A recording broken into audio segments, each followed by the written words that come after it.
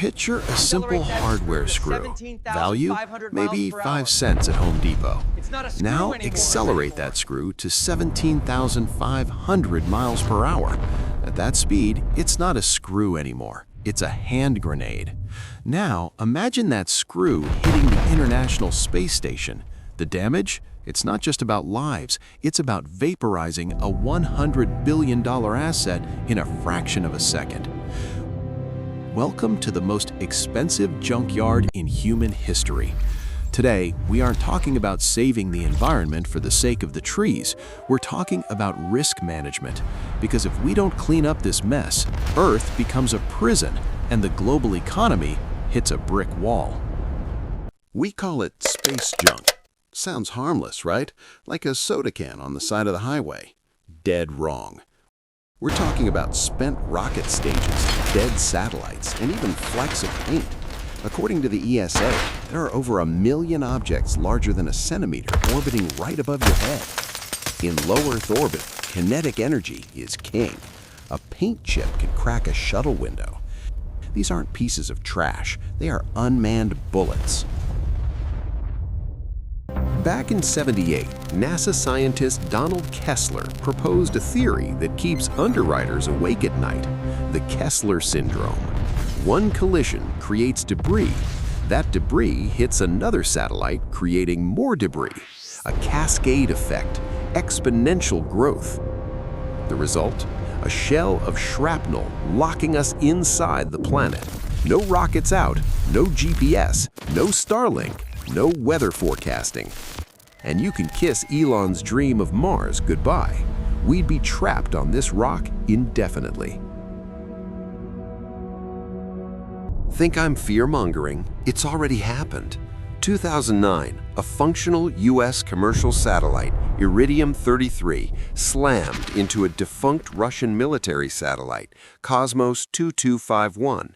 Impact speed, 26,000 miles per hour. Result? Thousands of new pieces of shrapnel turned low Earth orbit into a minefield. This was the wake-up call. Space isn't big enough for everyone anymore. Let's talk money.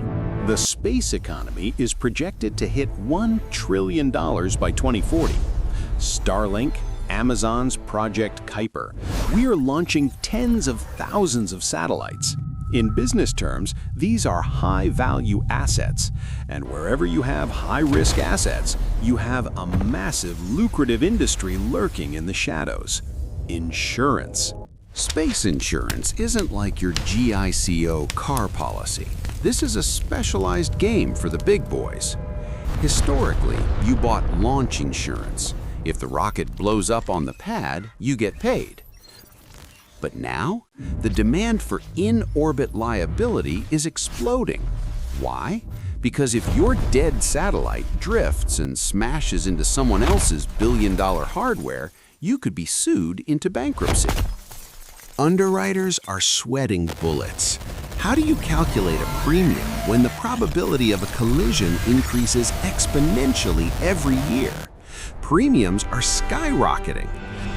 Some insurers are now threatening to exit the LEO market entirely unless satellites have self-destruct or deorbiting capabilities. The risk is becoming uninsurable. The margins are too thin. Here's where it gets political. Who made the mess?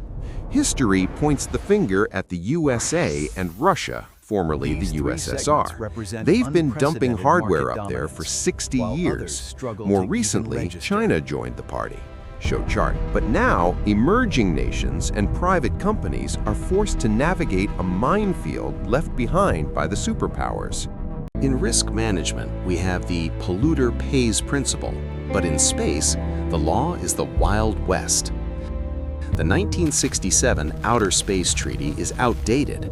If a piece of Soviet-era junk hits a U.S. commercial satellite today, is modern Russia liable, or is it an act of God? International lawyers are billing thousands of dollars an hour arguing over this right now. Imagine moving into a new apartment, but the previous tenant left it filled with toxic waste. Then the landlord demands you chip in for the cleaning fee. Emerging nations argue the US and Russia got rich exploiting space. They should pay to clean it up. The US argues, no, space is a shared resource. Everyone pays. It's a diplomatic stalemate. But as they say on Wall Street, crisis creates opportunity. Enter the orbital sanitation industry. Startups like Astroscale, Japan, UK, and ClearSpace, Swiss, are raising hundreds of millions in venture capital. Their mission? To become the garbage men of the galaxy. And business is about to boom. How do they do it? It sounds like a movie. 1. Giant nets to capture satellites. 2. Magnetic grappling hooks. 3. Ground-based lasers to nudge debris into the atmosphere to burn up.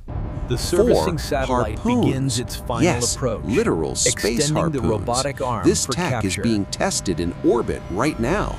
But who signs the check? Right now, governments via grants. In the future, insurance companies. Insurers might mandate satellite operators to subscribe to an emergency removal service as part of their policy. Just like AAA for your car, but for rockets. That is where the smart money is flowing. Uncle Sam is finally stepping in. The FCC recently dropped the hammer. New rules require LEO satellites to deorbit within 5 years of mission end, down from the old 25-year standard. Don't comply? You don't get a launch license. This is the stick that forces the market to adopt better risk management strategies. Let's look at the dark side. If you have a satellite capable of grabbing a piece of trash and dragging it out of orbit, you also have a satellite capable of grabbing an enemy spy satellite and dragging it out of orbit. Debris removal is a dual-use technology. It's essentially an anti-satellite weapon in disguise. Do you think Russia will let a US cleanup bot get close to their military hardware? Not a chance.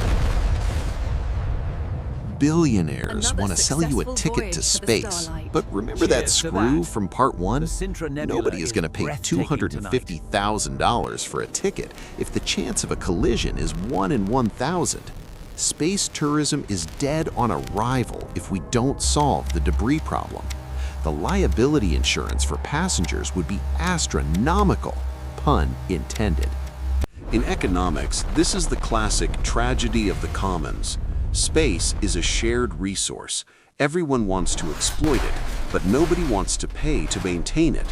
If the US cleans it up, China benefits for free, the free rider problem. Until we have a binding global treaty, everyone is just staring at each other, waiting for the other guy to blink. So, where should you look to invest? In my opinion, the immediate gold rush isn't in cleaning, it's in data. Space Situational Awareness, SSA. Companies that provide real-time tracking of debris, like a Google Maps for space, will become the new tech giants. Selling the data to avoid the crash is just as valuable as cleaning it up. Look at companies like Leo Labs. We are at a tipping point. If the Kessler Syndrome goes full scale, we lose 50 years of technological progress. No global internet, no precision agriculture, financial markets disconnected. The economic damage would be in the trillions. This isn't sci-fi anymore. This is the most urgent line item on humanity's balance sheet. So I want to hear from you. Should the US pay the bulk of the cleanup cost because they made the mess? Or should every country pay their fair share to access space? Drop a comment below. I read all of them. And if you want to see how asteroid mining could be the next $10 trillion industry, smash that subscribe button. I'll see you in the next episode of The Space Economy. Peace.